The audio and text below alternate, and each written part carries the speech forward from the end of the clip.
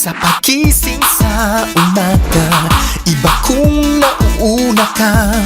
Sa pagbangon pa lamang, ibang-iba kung nauuna ka.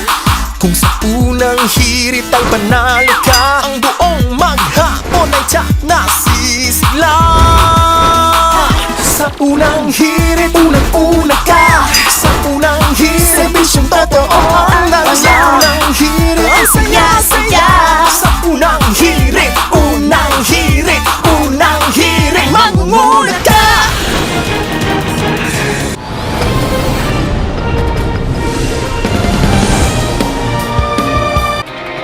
Igan, tanging mga fully vaccinated na manggagawa ang papayagang makasakay sa mga pampublikong transportasyon sa Metro Manila. Simula yan sa February 26. Ano naman kaya reaksyon ng ilang pasahero kaugnay nito? Live mula sa EDSA Monumento, may unang balita si Corinne Katibayan. Corinne? Igan, good morning. Kung ikaw ay partially vaccinated o hindi pa bakunado, isang buwan ka na lang pwedeng sumakay sa mga pampublikong transportasyon tulad nitong EDSA Bus Carousel. Tama ka, Igan, na sa February 26 kasi ay mga fully vaccinated na lang ang pwedeng sumakay. Karamihan naman sa mga pasahero na aming nakausap kaninang madaling araw ay pabor naman dito sa bagong patakaran ng gobyerno. Tuwing pumapasok siya sa trabaho, laging nakalabas na ang vaccination card ni Rogelio para wala ng abala. Dahil araw-araw nagko-commute, pabor si Rogelio sa 30-day ultimatum ng pamahalaan para sa mga manggagawang partially vaccinated at unvaccinated. Okay na naman yun para naman sa lahat yun. Para maiwasan din yung pagkalat ng sakit. Fully vaccinated na rin ang call center agent na si Andrea. Pabor din siya sa isang buwang palugit ng gobyerno para sa mga di pa bakunado. Pero hindi raw dapat dinidiscriminate ang mga mas piniling hindi magpabakuna. Wala naman discrimination. Kawawa din naman yung iba. Kailangan din naman maghanap buhay araw-araw. Ang manggagawa namang si Ronaldo, napilitan lang daw magpabakuna dahil limitado na ang galaw kung hindi ka vaccinated. Kaya raw unfair ang tingin niya sa 30-day ultimatum na ito. Against ako sa mga bagay na yun. Parang kawawa naman yung iba. Igan, sa kabila ng bagong patakaran na ito, mananatili pa rin ang ilang exemption sa no vax, no ride policy. Pwede pa rin daw sumakay ang mga may medical condition at kung ang lakad ay para kumuha ng mga essential goods and services. Yan ang unang balita mula rito sa Caloocan City. Ako si Corinne Katibayan, buong puso para sa Pilipino. Lalo pang bumaba ang reproduction number o bilis ng hawaan ng COVID-19 sa Metro Manila ayon po yan sa Octa Research Group. Ayon kay Octa Research Fellow Dr. Guido David, nasa 0.63 na lamang ito kahapon mula sa 0.91 noong Lunes. Kapag mas mababa nasa 1 ang reproduction number, ibig sabihin ay bumabagal na rin ang hawaan ng COVID-19. Ang good news pa sa tansya ng Octa Research, posibleng sa February 14 ay mas mababa na sa 500 ang maitatalang bagong kaso ng COVID-19. Moderate risk na lamang din ang Caloocan, Navotas, Malabon, Valenzuela at Maynila. Pero nananatiling high risk ang iba pang bahagi ng NCR. Kaya huwag pa rin daw magpakakampante. Bumaba po ang bagong kaso ng COVID cases sa bansa sa ikalimang sunod na araw. Sa tala ng DOH, 15,789 nito, pinakamababa po yan sa loob ng 3 linggo. Bumaba rin ang mga aktibong kaso sa 230,410. Mas marami kasi ang bagong gumaling na 32,712 kumpara sa mga bagong kaso. 66 naman ang nadagdag sa mga namatay. 35.8% ang positivity rate sa buong bansa. Ikalawang araw ng mas mababa sa 40% ang positivity rate. Pinaliwanag ni COMELEC First Division Presiding Commissioner Rowena Guanzon kung bakit hindi pa lumalabas ang desisyon sa 3 disqualification case na kino-consolidate laban kay dating Senador Bongbong Marcos. Pinawi rin ni Guanzon ang mga hinala kung bakit nade-delay ang desisyon.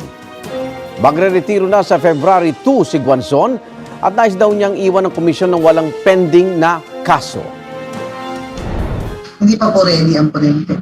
Ayon sa kanya, na COVID yung kanyang abogadong inassign at siya ay nag-quarantine din dahil close contact. Hindi naman siguro tayo maniniwala na nasuhulan ako para patagalin ko to. Samantala, nakapending pa sa 2nd Division ang petisyon ng grupo ni Margarita sa Landanan para i-disqualify si Bongbong Marcos. At sa kabila ng naunang anunsyo, nilinaw ngayon ng COMELEC na pending pa rin sa second division ang petisyon ni Tiburcio Marcos para kanselin ng COC ni Bongbong Marcos. Ang ulat panahon ni GMA resident meteorologist Nathaniel Mangtani Cruz. Mga kapuso, ngayong araw inaasahan na lalabas ang Philippine Area of Responsibility, yung minomonitor nating low pressure area. At tuloy itong nakita sa layong 190 kilometers dyan sa may south-southwest ng Puerto Princesa City dyan sa Palawan. At sa wind map ng Metra Weather, dadaan niya ng Palawan mga kapuso, tapos lalabas ng ating Area of Responsibility, posibleng mamayang gabi ha. Pero nagpapaulan pa rin yan dyan sa Palawan yung nasabing LPA at dahil dito, nakataas po ang red rainfall warning dyan sa may Kalayaan Islands. Nakataas din ang orange rainfall warning sa iba pang lugar sa Palawan tulad dyan sa may Puerto Princesa, Aborlan, Taytay, El Nido, Araceli, Dumaran, San Vicente, Rojas at Cagayan Silio. Yellow rainfall warning din sa ilang bahagi rin ng Palawan ha mga kapuso. Nakataas sa Balabac, Bataraza, Rizal, Brooks Point, Sofronio, Española, Quezon at Nara. Posible po ang pagbaha at pagguho ng lupa sa mga binanggit nating lugar kaya pinag-iingat yung mga residente. Tatagal ang babala hanggang alas 8 ngayong umaga. Bukod sa LPA, nakataas o naka-aapekto rin ang tail end ng frontal system diyan naman sa may eastern section ng Northern Luzon. Kami Cagayan Valley yan kaya umaga pa lamang mga kapuso. Malalakas na ulan ang inaasahan sa Cagayan Valley, ilang bahagi ng Cordillera, maging dyan sa may Palawan dahil dun sa LPA at dyan sa may Mindoro. Pagdating ng hapon, mas maraming lugar sa Luzon ang makakaranas ng mga pag-ulan. May mga malalakas lalong-lalo na sa Central Luzon at Bicol Region pero tuloy-tuloy dyan sa may Cagayan Valley. May tsansa rin ng ulan sa ilang bahagi ng Metro Manila. Mamayang hapon yung nakikita yung mga kulay green at yellow mga kapuso sa hapon, yan po yung mga hanggang katamtamang pag-ulan, lalo na dyan sa may Kamanara. Mula umaga naman, posible ang ulan sa mga rehiyon ng Caraga dyan sa Davao, maging sa Eastern Visayas at dyan sa may Zamboanga Peninsula. Tuloy-tuloy yung mga pag-ulan na yan, dulot ng thunderstorms dyan sa Mindanao, lalo na sa BARMM, Northern Mindanao sa hapon, mga kapuso. Malalakas na ulan din yan na pwedeng magdulot ng mga pagbaha at landslide pero mga hanggang katamtamang pag-ulan dyan sa may Visayas. Delikado naman pong pumalaot yung mga maliliit na bangka dyan sa may northern coast ng Ilocos Norte, dyan sa may Batanes, northern coast ng Cagayan kasama ang Babuyan Group of Islands. Yan ang latest mula sa GMA Weather. Ako po si Nathaniel Cruz, magplano para sigurado. Ito ang GMA Weather, serbisyong totoo ng GMA News. Mahigit 40 milyong pisong halaga ng umani shabu ang nasabat sa Makati. Ang isa sa dalawang naarestong suspect dati nang nakulong. May unang balita si Nico Wahe. Food delivery rider ang pakilala ng dalawang lalaking yan sa may-ari at caretaker ng inuupahan nilang apartment sa Barangay Palanan, Makati City. Pero ang dalawa, sangkot pala umano sa pagtutulak ng shabu. Inaresto sila sa buy-bust operation kagabi. Nakasilid sa tibak ang nasa 6 na kilo na umano'y shabu na aabot daw sa mahigit 40 milyong piso ang halaga. Nag-start na yung pera natin na bibili. Kumagat naman yung dalawa. So nalid tayo doon sa lugar nila sa may gate ng bahay. And then yun, nung pinasok natin, bukod doon sa ibinebenta sa tropa natin, nakuha pa yung nakabalot. Kinilala mga suspect na sina Brian Salceda at Jerome Gahe. Dati na rin daw nakulong dahil din sa droga ang isa sa mga nahuli, kaya naging madali ang pag-trace sa mga natitirang droga. Ayon sa PNP Drug Enforcement Group, iisang source ng dalawang suspect at ng lalaking naaresto nitong nakaraang araw na nakuna naman ng 2 kilo ng shabu.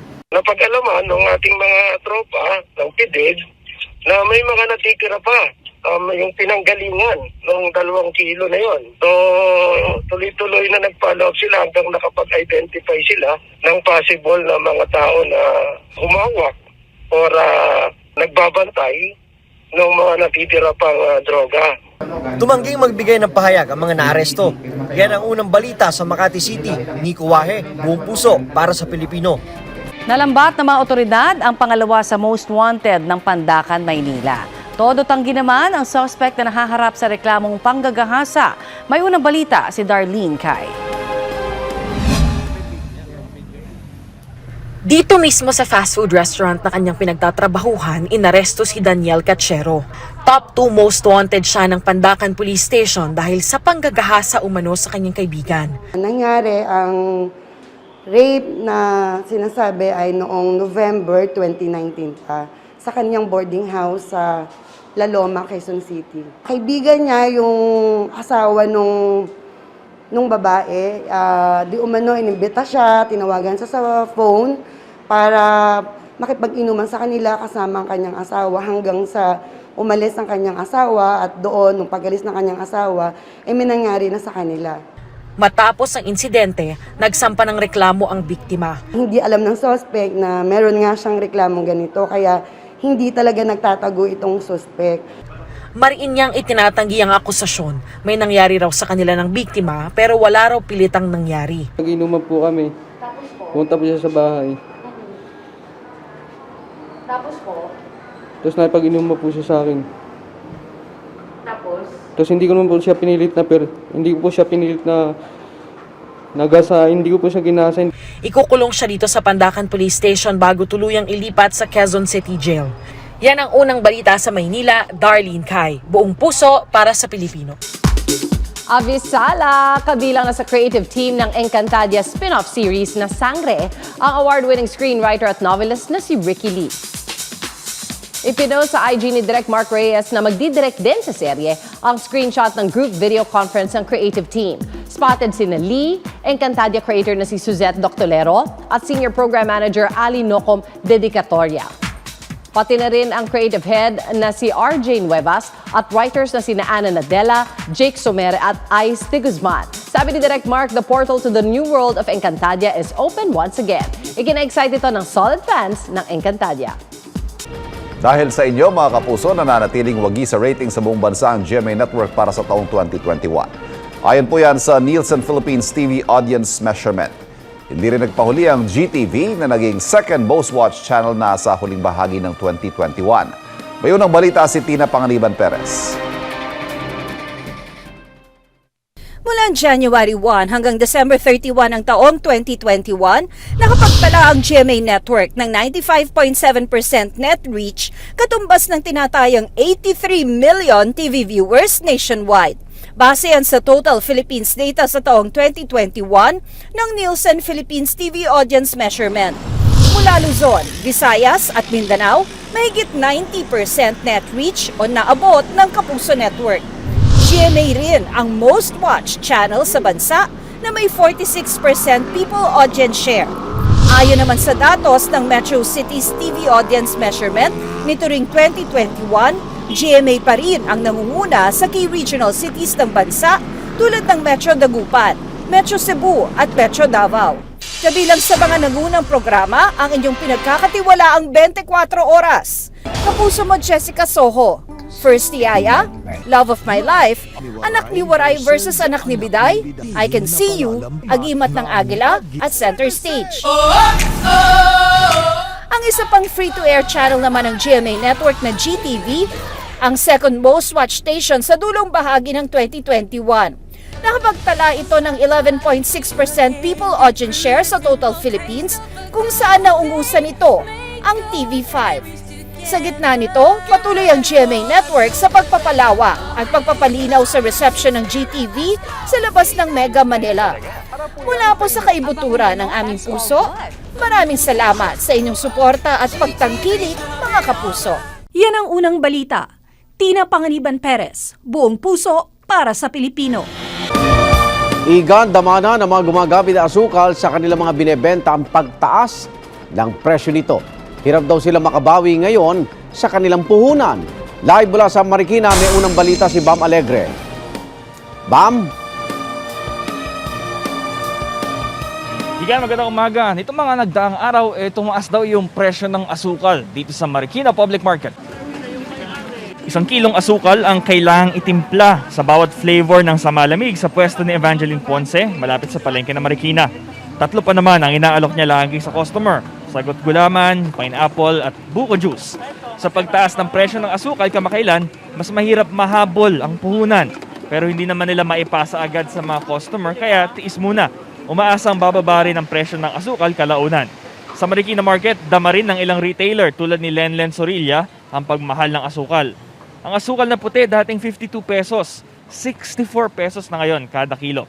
Ang golden naman na asukal, 46 pesos dati, 49 pesos na ngayon. At ang segunda ay 45 pesos dati, 48 pesos na ngayon. Hindi rin daw nila ito control dahil presyo na ito ng kanilang supplier. Pakinggan natin ang pananaw ni Evangeline Ponce na nagtitinda ng samalamig at ni Lenlen Sorilla na nagtitinda ng asukal. Wala kaming choice, gagamit pa rin kami, kuya. Hindi rin kami magtataas, normal lang kasi nakasanayan na ng tao yun eh. Yung iba may nagre-reklamo, yung iba nakakaintindi din na mataas. Di naman para-pareho. Igan, ayon sa Sugar Regulatory Administration ay wala raw dahilan para tumaas yung presyo ng asukal dahil sa ngayon ay may 310,000 metric tons ng raw sugar supply sa buong bansa at 128,000 naman metric tons ng refined sugar. Mula rito sa Marikina Public Market, Bam Alegre, buong puso para sa Pilipino. Nahuli ang pagnanakaw ng isang lalaki ng bisikleta sa Dasmariñas, Cavite. Sa kuha po ng CCTV, makikitang naglalakad ang suspect papasok sa eskinita. Maya-maya papalabas na ito ng eskinita pero may bit-bit na siyang bisikleta. Ayon sa may-ari nito, nalaman nilang nawawala na ang bisikleta paggising nila nung umaga. Kwento raw ng nakasaksi, paglabas ng suspect sa gate ng subdivision ay may naghihintay na isa pang lalaki na tila kasabwat nito. Hinala nila, taga-roon din lamang ang mga suspect. Umaasa ang biktima na mahuhuli ang mga suspect at mababawi pa ang bisikleta. Isang linggo matapos magbalik on stage, tinamaan ng COVID-19 ang singer at music legend na si Sir Elton John. Sinabi ito ni Elton sa IG at humingi ng sorry sa fans. Kaya postpone muna ang dalawang shows niya sa Dallas, Texas sa Amerika na parte ng Farewell Yellow Brick Road Tour niya. Fully vaccinated at nakapagpa-booster na raw siya kaya mild symptoms lang ang nararanasan niya ngayon. Nakaranas sa matinding pagbaha ang ilang bahagi ng Misamis Oriental. Kinangay ng malakas na agos ang bahang isang bahay sa bayan ng Medina. Mabuti na lang at walang tao sa bahay nang ito'y anurin. Lubog din sa baha ang ilang bahay sa bayan ng Talisayan. Nagdulot naman ng mabigat na traffic ang baha sa bayan ng Salay. Ayon sa Misamis Oriental PDRRMO, mahigit 200 pamilya ang inilikas. Samantala nakaranas din ng malakas na hangin at ulan ng ilang bahagi ng Albay. Pinagpapasalamat naman ito ng mga magsasaka dahil matutubigan ang kanilang mga pananim. Pero sa Dagohoy, Bohol, nalubog sa bahang ilang palayan dahil sa walang tigil na pag-ulan. Ayon sa Pag-asa Low Pressure Area, sanhi na malalakas na ulan sa mga nasabing probinsya at ibang bahagi ng Bicol, Visayas at Mindanao. Natunton sa Maynila ang isang lalaking wanted sa panghahalay sa Tacloban City. May unang balita si Ian Cruz.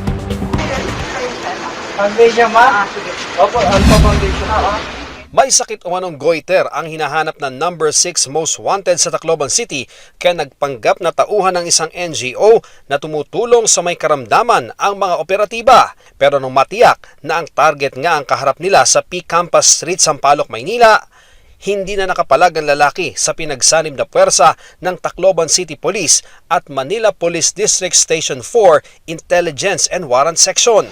Ay, gusto ka namin, sasalang. Ay na, ikaw dito, minarap ka. Sa bisa ng warrant of arrest na inilabas ng Regional Fire Force Branch 7 ng Tacloban. January 2021, nang ilabas ni Judge Emelinda Makilan ng Family Court ng Tacloban RTC ang warrant laban sa 47 anyos na lalaking may kasong pangahalay sa kanyang 14 anyos na stepdaughter. Ikaw ay may karapatang manahimik at pagsawalang ibo. Ayon sa mga otoridad, August 9, 2020, nang dalhin umano ng lalaki sa madamong bahagi ng Calvary Hill sa Tacloban City ang kanyang stepdaughter sa kahinalay. Sa kabila ng pagbabanta, lakas loob na tumawag sa kapatid ang biktima upang ipaalam ang mapait na sinapit at sa tulong ng kanilang lola, naireklamo ang suspect. Kasagsagan ng pandemya noon kung kailan mahigpit ang paglabas ng mga tao. Siguro, ang napagdiskitahan niya dahil wala siyang maisip, wala siyang magawa, ginawa niya yung panghahalay doon sa kanyang biktima na stepdaughter.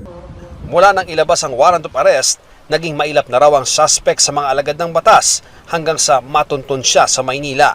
Actually, Mahigit 1 taon na natin yung pinaghahanap. Napag-alaman natin na ito ay nagpalipat-lipat dahil sa kanyang kaso ng panggagahasa. Talagang medyo nahirapan ng mga tropa natin. Nakausap ng GMA News ang suspect sa MPD Sampaloc Station kung saan siya pansamantalang nakadetain bago ibalik sa Tacloban. Wala akong katotohanan niyo, sir. Ha? Gusto lang ng ulan niya yung biyanan ng asawa ko na maghiwalay kami. Tinuruan nila yung bata para hindi na ako sa ganyang kaso. Yan ang unang balita.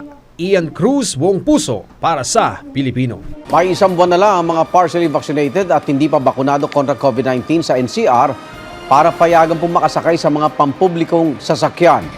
Simula kasi sa February 26, tanging fully vaccinated na lang ang papayagan. Pero exempted pa rin ang may medical condition at essential ang pakay. Ayan, ako Igan, ganun pala magiging sistema ngayon. Ano? Talaga mahigpit na. Kailangan fully vaccinated ka na pagsasakay. Oo, pero may mga legal na question, no? Lalo na sa karapatan mong maglakbay. Pero meron ding respeto sa karapatan mo rin magdesisyon para sa sarili mong katawan, di ba? Oo, at saka may mga lugar din na parang kulang pa rin ang bakuna. Ayan, sang-ayon naman kaya mga kapuso netizens natin dito, Maris?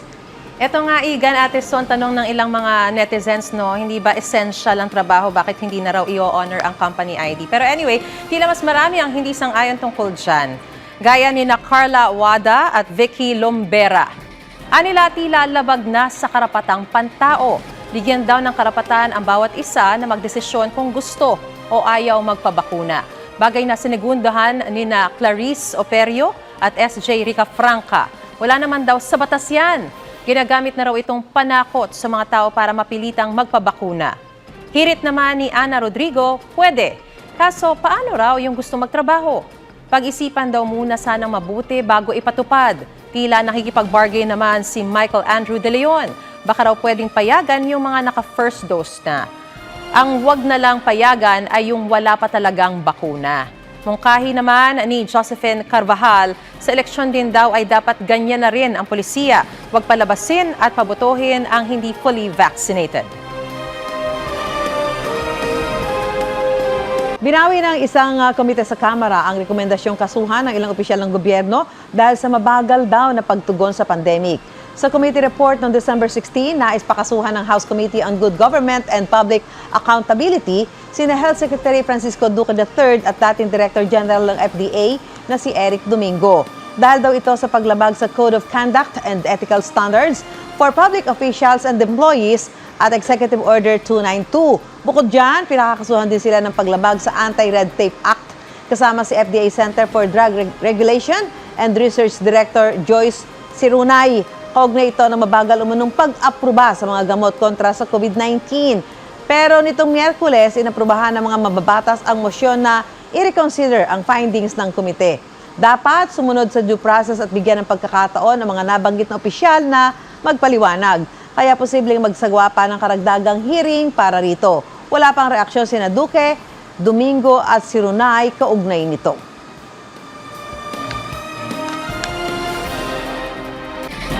Muli nagkasa na operasyon ng IAC sa bahagi ng Mindanao Avenue sa Quezon City. Isang van na ang natiketan dahil puno ng pasahero. At para sa detalye, may unang balita live si James Agustin. James! Maris, good morning. Dito nga sa bahaging ito ng Mindanao Avenue dito sa Quezon City, nagsasagawa ngayon ng operasyon ang Interagency Council for Traffic o IAC. Pinapahinto yung mga bumabiyahing mga pampublikong sasakyan tulad na lamang ng mga UV Express at mga bus. Chine-check ang vaccination card ng mga pasahero at tinitingnan din kung nasusunod ba yung 70% seating capacity. Pinapaalalahanan din ng IAC yung mga driver na mahigpit na sundin yung no vaccination, no ride policy. May mga exempted naman tulad ng mga empleyado na company ID lang ang ipakita ay ayos na. Pero wala pa naman mga nasita na mga pasahero. Tulad ng nabanggit mo Maris, sa ngayon ay nagpapatuloy pa rin yung operasyon ng IAC dito at isang UV Express pa lamang yung natikitan dahil hindi na nasunod yung 70% seating capacity at punuan yung mga sakay na pasahero. Yan muna unang balita mula rito sa Quezon City. Ako po si James Agustin, Buong Puso para sa Pilipinas. Nag-iimbestiga na ang Philippine National Police tungkol sa blind item ni Pangulong Duterte sa umano'y tiwaling presidential candidate. Ayon kay PNP Chief General Leonardo Carlos, tuloy-tuloy ang kanilang background check sa mga tumatakbong Pangulo sa election 2022.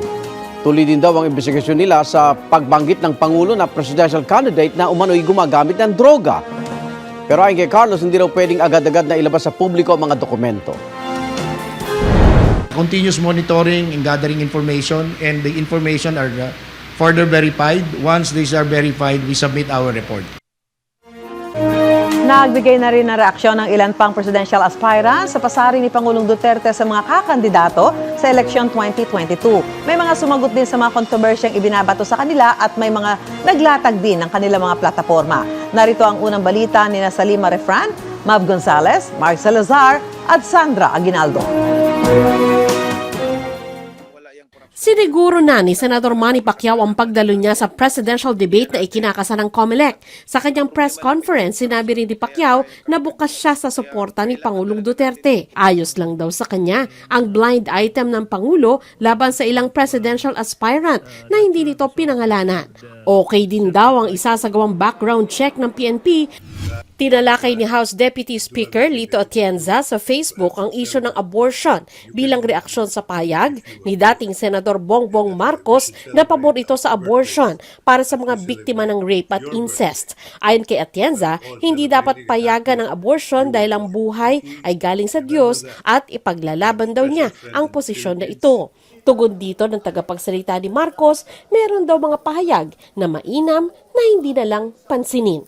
Sa Facebook, nagbigay ng update si Manila Mayor Isko Moreno sa COVID-19 situation at vaccination sa Maynila.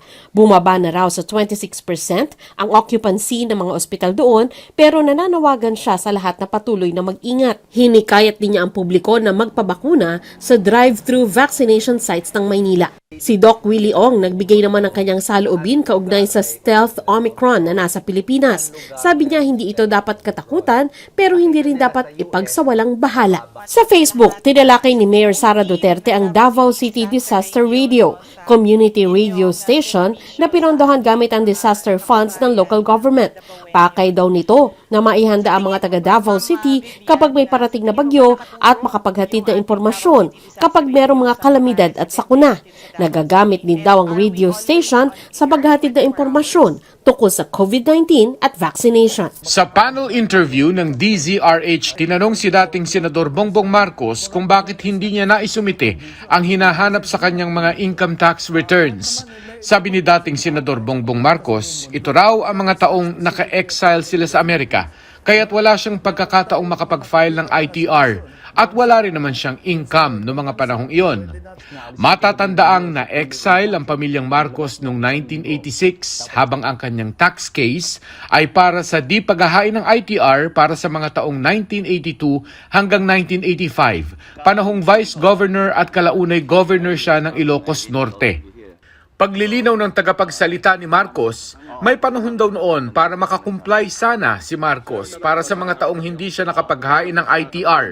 Pero hindi niya na ito nagawa dahil naka-exile na sila. Sa tanong kung gumamit ba siya ng droga kahit nung kabataan niya, sagot ni Marcos, hindi raw siya pwede sa ganun dahil masyado siyang maraming ginagawa. Matatanda ang sinabi dati ni Pangulong Duterte na merong di pinangalan ng presidential candidate na gumagamit umano ng droga. Sabi rin ni Marcos, hindi raw dapat silang pamilya ang sumasagot sa tanong tungkol sa ill-gotten wealth ng kanyang ama dahil gobyerno ng Pilipinas na raw ang kinakausap ng korte tungkol dito at anuman daw ang desisyon ng korte ay kikilalanin niya. Sinabi rin ni Marcos na may lugar ang pagdedeklara ng martial law pero sa panahon lamang ng gyera dahil kailangan daw protektahan ng lehitimong gobyerno mula sa mga nais pabagsakin ito. Dumalo sa pagdinig ng Commission on Appointments sina Senador Ping Lacson at Senate President Tito Soto. Sa kumpirmasyon ng ilang general ng Armed Forces of the Philippines, pinaalalahanan sila ni Lacson na maaaring gamitin ng Anti-Terrorism Act para maiwasan ang mga insidente gaya ng Marawi Siege. Sa kumpirmasyon naman ni Commission on Audit Commissioner Mario Lipana, pinuna ni Lacson ang mabagal na pagresolba ng komisyon sa mga Notice of Disallowance. Sagot ni Lipana, nagbibigay raw sila agad ng kopya ng Notice of Disallowance sa Ombudsman at kung may investigasyon o prosekusyon ay handa silang magbigay ng karagdagang impormasyon. Sa pahayag naman ni Pangulong Duterte ukol sa mga isyu umano sa ilang presidential candidate, sabi ng tagapagsalita ni Lacson na kung may basehan sa katotohanan at ebidensya, makakatulong daw ito sa mga botante kung sino ang kanilang iboboto. Pero tanong din ito, hindi raw ba dapat basehan ng kaso sa korte kung may ebidensya, lalo na kung posibleng korap ang isang opisyal? Nagbigay ng sewing machines at starter kits si Vice President Leni Robredo para sa Angat Buhay Project sa Yakan Weavers ng Lamitan, Basilan. Nag-turnover rin siya ng 50 motor bangkas at solar-powered chest freezer sa mga mangingisda ng Malamawi Island sa Isabela at nag-turnover ng antigen test kits sa 101st Brigade bago nakipagpulong sa Task Force Basilan. Welcome naman kay Robredo ang pagsisiwalat ng Pangulong Duterte nang nalalaman sa mga presidential aspirant, basta lang daw totoo. Nagbigay rin si Robredo ng antigen test kits at PPE sets sa provincial capital ng Tawi-Tawi. Nagbigay rin siya ng sewing machines sa mga kababaihan at mat weavers ng Badjao Village sa Bungaw, Tawi-Tawi. Naghain naman si Senator Kiko Pangilinan ng bawat pamilya may college graduate bill. Hagad nitong pondohan ang pag-aaral hanggang makapagtapos ng kolehiyo ang isang miyembro ng kwalipikadong pamilya. Sinisisi naman ni Pangilinan ang anyay poor school climate sa bansa kaya mababa ang nakuhang grado ng Pilipinas sa Global Math and Science Assessment Exams ayon sa World Bank. Bago pa raw ang pandemya, may krisis na sa edukasyon kaya kailangan daw ng hiwalay na ahensya para bigyan tugon ang mga kakulangan na ito sa edukasyon. Sandra Aguinaldo, buong puso para sa Pilipino. Umani na mga papuri ang The Jessica Soho presidential interviews na itinaas ang standard o pamantayan para sa mga susunod pang election special. Humakot ito ng mataas na ratings at milyong-milyong views online. May unang balita si Dano Tingkungko. Panalo sa ratings at umani pa ng mga papuri ang kauna-unahang election special ng GMA News and Public Affairs na The Jessica Soho Presidential Interviews nitong Sabado. Batay sa overnight Urban Philippines data ng Nielsen Philippines TV Audience Measurement, nakapagtala ang The Jessica Soho Presidential Interviews ng 16.2% people ratings. Malayong-malayo yan sa ratings ng mga nakatapat nitong programa sa ibang istasyon na nasa 1.3 at 2.1%. Dahil dyan, ito na ang most watched program sa nakalipas na weekend. Buhos din ang suporta ng mga advertiser, gayon din ng mga netizen. Nagdomina ang hashtag Jessica Soho interview sa Philippine at worldwide trending topics ng Twitter. Sa Facebook, umabot sa 4.1 million ang public engagements ng GMA Special. May mahigit 3.6 million views pa sa live stream sa GMA website at social media accounts. Libo-libong Gen Z din ang naabot natin sa TikTok at naging #1 top trending video sa YouTube na may higit 6 million views na. Nagpaabot din ang kanilang paghanga sa diretsahang pagtatanong ni GMA News pillar Jessica Soho ang iba't ibang personalidad. Gayon din ang pagpuri sa mabusising pagsasaliksik sa mga mahalagang isyong ibinato sa presidential aspirants na kumasa sa hamon. Sabi pa ng ilang netizen, itinaas ng The Jessica Soho Presidential Interviews ang standard para sa mga susunod pang panayam o debate sa mga kandidato para sa eleksyon 2022. Muling mapapanood ang The Jessica Soho Presidential Interviews sa Linggo, January 30, 9:45 ng gabi sa GTV. Yan ang unang balita. Dano Tingkungko, buong puso para sa Pilipino. Naghabol na magpabakuna kontra COVID-19 ang ilan sa Maynila kasunod ng ultimatum na ibinigay ng DOTR sa mga pasaherong hindi pa fully vaccinated. Live mula sa Ramon Magsaysay High School, may unang balita si Darlene Kai. Darlene? Susan, hindi pa nagsisimula yung vaccination pero mahaba na yung pila ng mga magpapabakuna dito sa Ramon Magsaysay High School sa Maynila. Yung ibang naghihintay dito ngayon pa lang magpapabakuna dahil kailangan na raw para sa kanilang trabaho, sa mga pampublikong sasakyan at sa iba pang lugar. Yung mga nakapila rito ay magkakahalo ng magpapabakuna ng booster shot pati first at second dose. Sabi ng ilang nakausap namin na tatanggap ng first dose, ramdam daw nila na lumiliit na ang kanilang mundo kaya nagpabakuna na sila. Si Natalie halimbawa ayaw sanang magpabakuna. Hindi raw kasi niya alam ang magiging epekto nito sa kanyang katawan. Kaya lang, required na sa mga pampublikong sasakyan at sa iba pang lugar kaya napilitan na raw siyang magpabakuna. Hindi raw kasi siya makauwi sa kanila sa Cavite. Pero hindi siya sang-ayon sa pulisya ng gobyerno na tila raw sa pilitan. Si Renato naman, first time din magpapabakuna kontra COVID. Noong umalis kasi siya bilang OFW noong nakaraang taon, hindi pa nag-uumpisa ang bakunahan. Pero gusto niya raw talaga, kaya agad siyang pumila pagka-uwi niya rito.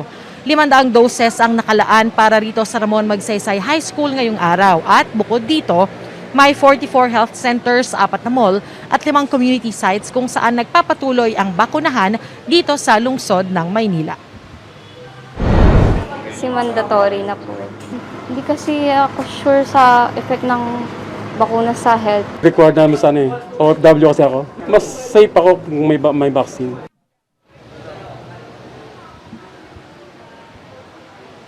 Yan ang unang balita dito sa Maynila. Ako po si Darlene Kai. Buong puso para sa Pilipinas. Kapuso, mauna ka sa mga balita. Panoorin ang unang balita sa unang hirit at iba pang award-winning newscast sa youtube.com/GMA News. I-click lang ang subscribe button. Sa mga kapuso abroad, maaari kaming masubaybayan sa GMA Pinoy TV at www.gmanews.tv.